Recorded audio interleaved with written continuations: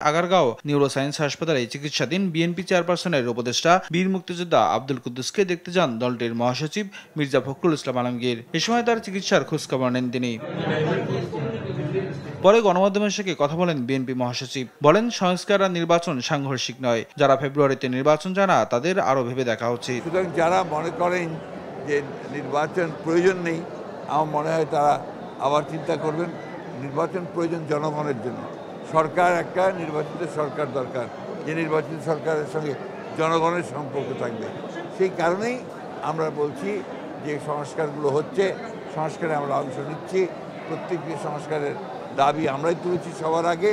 সুতরাং সংস্কার এবং নির্বাচন এর মধ্যে কোনো কন্ট্রাডিকশন নেই, দুটো একসাথেই চলে। প্রশ্নের জবাবে তিনি বলেন, জুলাই গণঅভ্যুত্থান ঘিরে শেখ হাসিনার পাশাপাশি আওয়ামী লীগ দলীয়ভাবে অপরাধ করলে দলেরও বিচার হওয়া উচিত। দলের প্রধান শেখ হাসিনা তিনি এককভাবে, আমি মনে করি, responsible for the killing of thousands of people এবং যেন টর্চার নিপীড়নের জন্য তিনি দায়ী।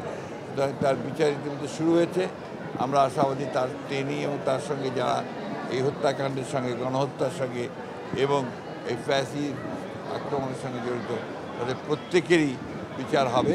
সেই হিসাবে দল যদি আইনের আওতায় নিয়ে এসে দলও যদি আমরা দেখা যায় যে দলগত হিসাবে, তাহলে অবশ্যই তাদেরও বিচার হওয়া উচিত বলে আমি মনে করি।